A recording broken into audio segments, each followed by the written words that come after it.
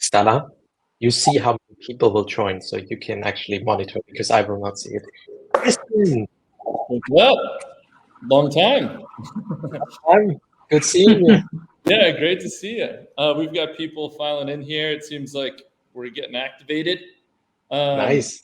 Yeah, this is what, my fourth time seeing you speak, Dominik. And so I'm here to introduce Dominik and Starla. And Dominik is global head of AI design at Coca-Cola and co-founder of Creative AI Academy.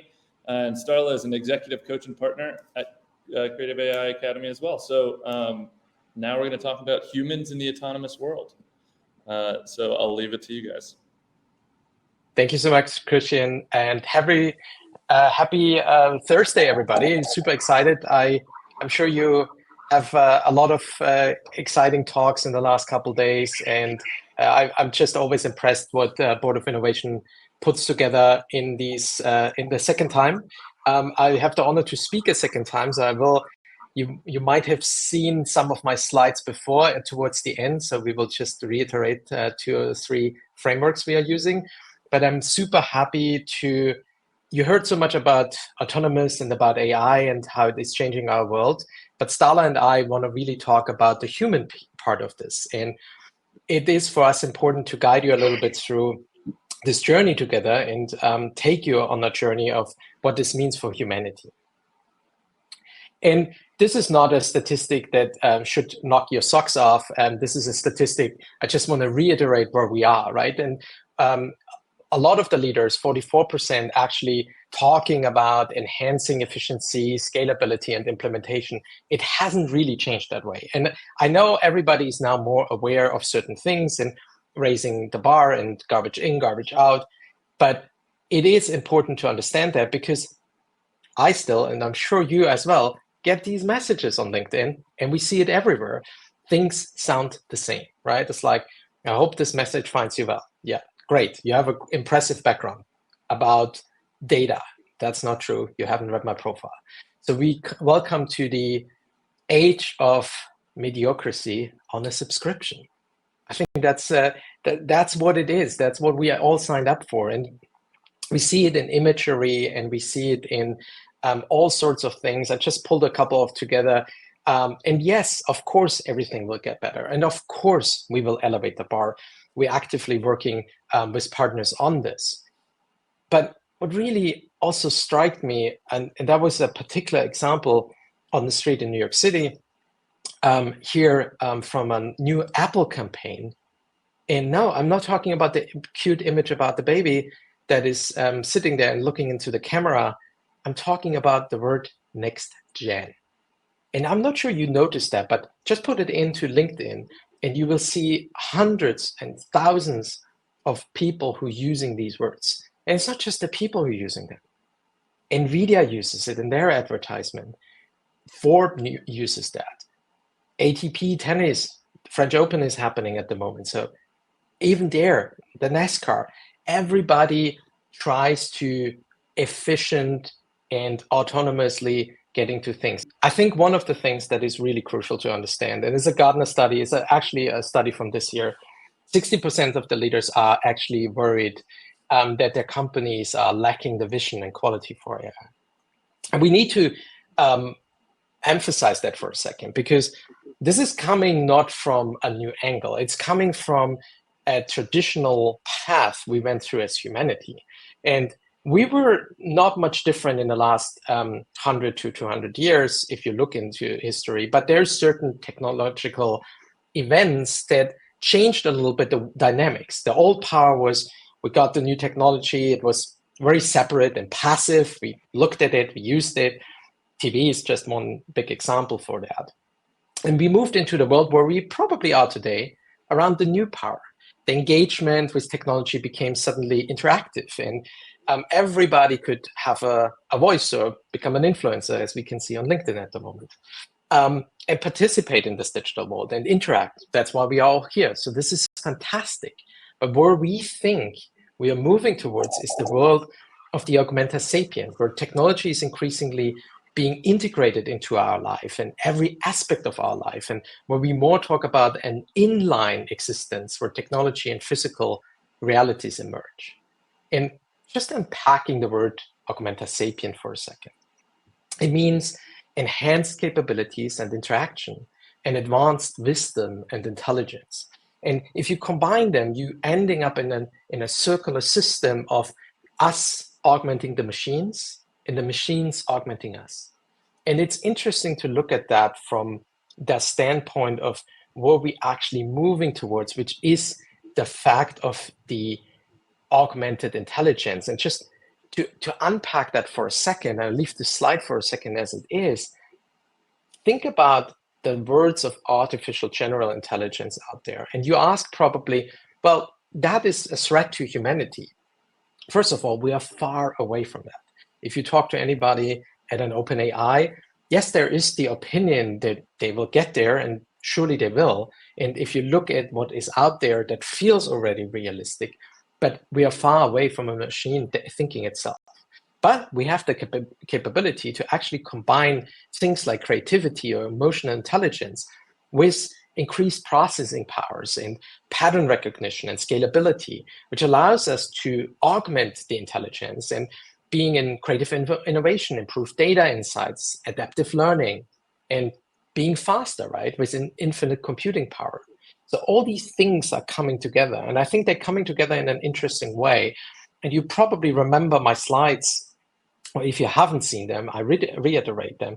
We're talking a lot about classic design as the core of what we are doing, what we see, and the business side of things, so the product and business side of things, and the business side of things is then becoming more the design thinking part of this. And if you just elevate that a little bit and then thinking about this human AI relationship, then suddenly we probably need to shift from design thinking to thinking design, where data and AI augment us to give us the ability to create exponential solutions. So if you're thinking back to the beginning, as I started, and don't pick me on the flaw of the machine and the technology mistake, but if we're thinking back of that, one thing that is super clear at the moment is that creative thinking is in a higher demand. This is a statistic from Microsoft. Satya Nadella released it a few weeks back. And you can see there is a demand when leaders think they need better creative thinkers, creative designers in their teams. Engineering and cybersecurity play a big role as well, but there's a demand, and that demand has a reason. Starla will talk a little bit about this reason, but Starla, I have the question, how do we become human in an autonomous world? Thank you, Dominik. Hi, everyone. My name is Starla, and I want to talk about this human part. And, you know, this is an intriguing question. How do we become more human in this autonomous world? And the answer might surprise you, because the reality is that humans are already more autonomous than we'd like to believe. There is a concept called automaticity. Automaticity refers to how our brains work. Our brains have the ability to automatically perform tasks without a lot of conscious thought. So in other words, we are more likely, or we are more engaged with habitual thinking and habitual actions than we might like to think. In fact, about 40% of what we do every day is governed by habits. So let me just give you a few examples. When we're reading, we're looking at the slide, we read without having to think about each word. When we write something out, we don't really have to think about each letter or the spelling of it. And this one is my favorite, and I don't know if it's ever happened to you, but you drive to the store, you come home, on the drive home, you end up at your front door, and you can't exactly remember the drive home. These are all examples of automaticity. So what does this actually have to do with AI? Why is this important? Well, if you think about it, this is our brain's way of saving energy. We engage in these patterns of behavior that allows it saves energy that then we can apply to these more complex tasks. So when we bring this into the AI environment, we are bringing this automaticity to the machine. So this is relatively simplistic thinking. This is habituated thinking. This is not sophisticated thinking. Basically, this is an example of garbage in, garbage out. And when we add on top of that the machine is learning from us, that includes that it's learning about our automaticity. So it is enabling and encouraging it. So circling back to Dom's presentation, this results in an endless loop of mediocrity. We put these automatic, simplistic ideas into the machine, and what we get out is not particularly inspiring. So how do we break this loop? What we recommend to really fully utilize AI, it's a paradox. We have to evolve. We have to become better thinkers and slow things down. It's paradoxical, really, because when we think about AI, the conversations are usually about speed. It has a sort of frenetic quality to it. It's about hyper productivity, speed, automation, but that's on the machine side. Our job is to actually slow things down to become better thinkers.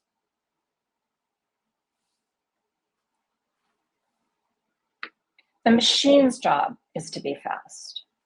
For us to elevate and to truly create inspiring, interesting, new things to evolve to the next level, we have to slow down.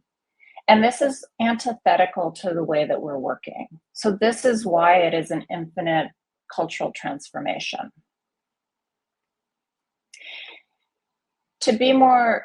Our mandate is to deepen our thinking and to be more analytical, creative, even radical. If we're putting this into the framework of the renowned psychologist Daniel Kahneman, in his seminal work, Thinking Fast and Slow, there are two types of thinking. One is this fast thinking. This is the kind of thinking that we've been talking about. It is automatic, it's habituated, it's fast, but it's also prone to errors and biases. The evolution and where we need to go as humans is to the second type of thinking, which is called slow thinking. This is deliberate, creative, experimental. It takes more time, it takes more energy, it takes more willpower.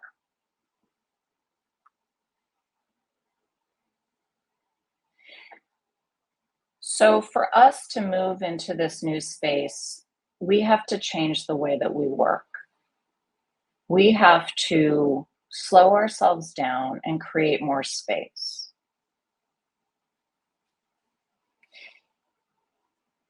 In other words, we have to wake up. Many of us live our lives, all of us really, live our lives in sort of this suspended animation. It's almost a type of sleepwalking because so much of what we're doing is on autopilot. And until we make this unconscious conscious, we will never create this time and space for this more complex thinking. If we want better AI, we have to become better thinkers, better communicators, and better humans.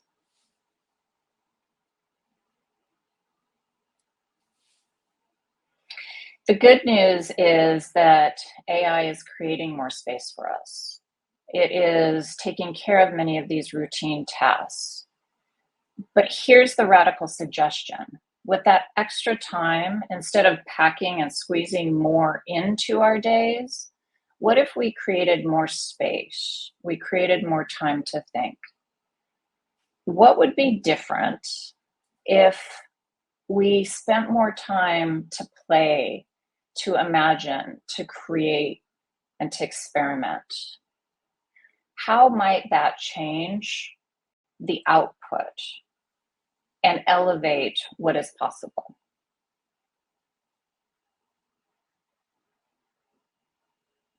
At Creative AI, what we're looking at is the entire ecosystem. This is not just about the technology. This is about the culture of the organization. This is about the technology. It is about our communication with the technology, but it's especially about what it means to be human.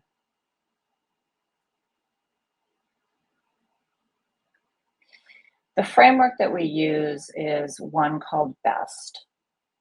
And let me tell you what that means. BEST is about taking a balanced approach, being clear about what is ours as humans and what is the technologies. How do we empower people to do their best thinking? How do we create seamless processes and transformation? And how do we do it in a way that there is transparency and it builds trust rather than eroding it?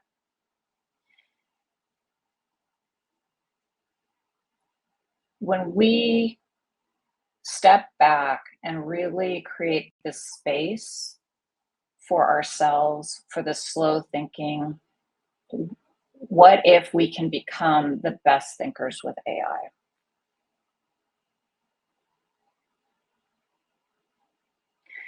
My name is Starla Sireno. This is Dominik Heinrich. Thank you for this time, and we would love to take some questions.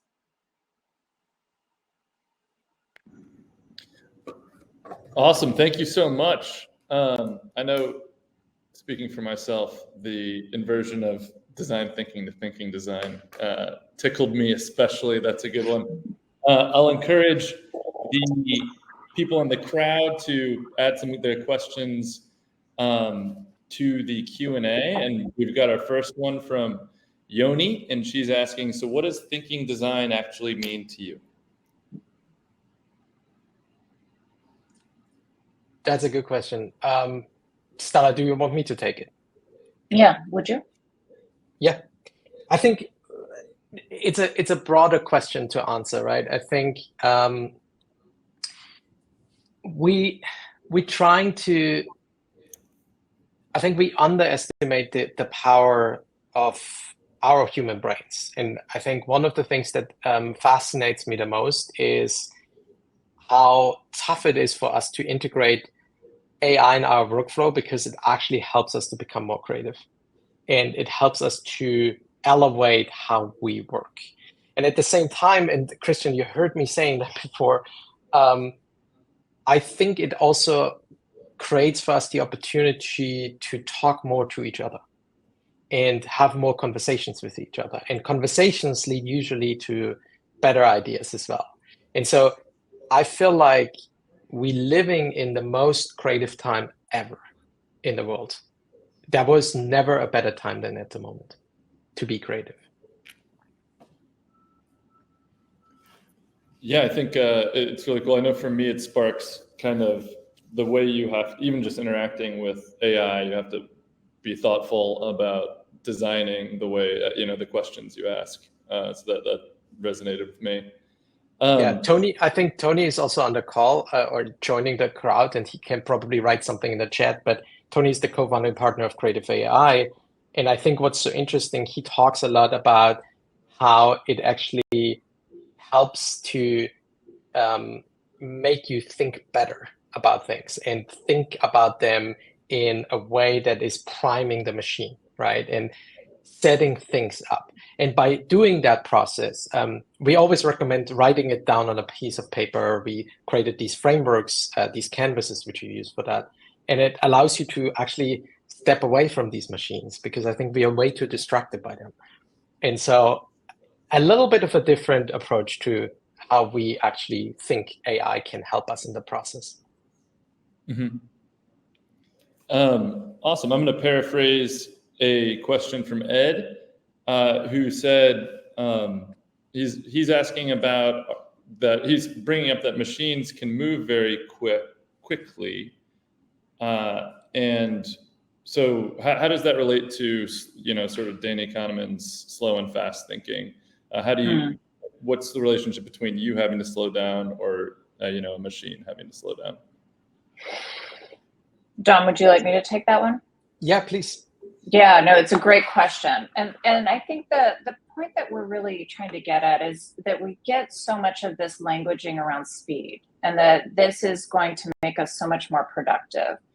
And what we're saying here is that the machine is fast, and so it does free up our time. But what if we actually use that time that's been freed up in a different way? So rather than just being more productive and cranking out more widgets, what if we had more time to think? You know, as an executive coach, I am always working with leaders at all levels.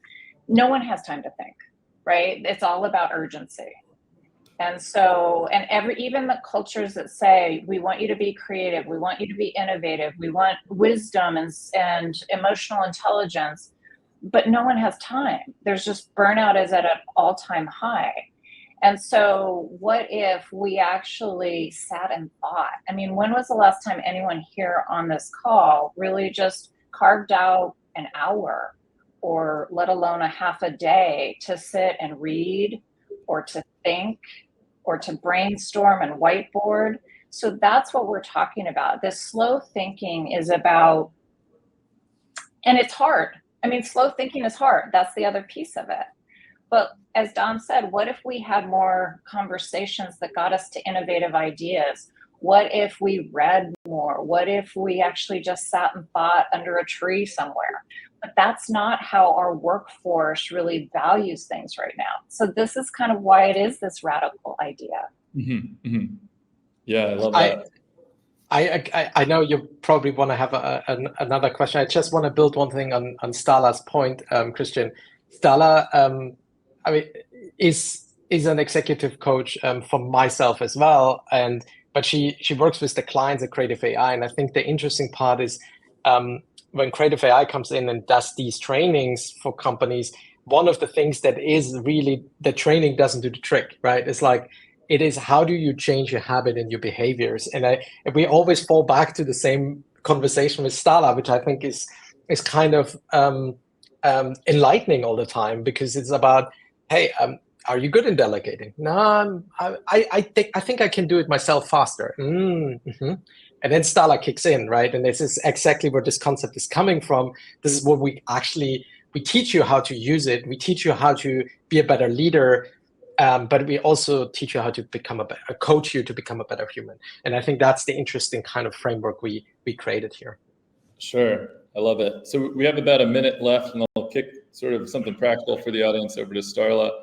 You know, as an executive coach, do you have any sort of practical advice on how to slow down? Just in a minute. Yeah, no, that's easy. Okay, so I am going to go on a slight tangent. 45 seconds? Yeah. Okay, so first of all, it's self-awareness. So we have to know what our triggers are. Is it anxiety? Is it stress? Is it habit of checking your email every 5 seconds? So we have to have this self-awareness about what triggers these automatic responses. And then it's about learning to replace that with something else. And so I think my biggest plug here would be for mindfulness, right? So it's meditation gives us this chance to slow down and observe ourselves in the moment. Beautiful. And under time. Love it, Starla and Dominik. Thank you so much for your Thank you. Thanks for having us. Bye all. Thanks, everyone.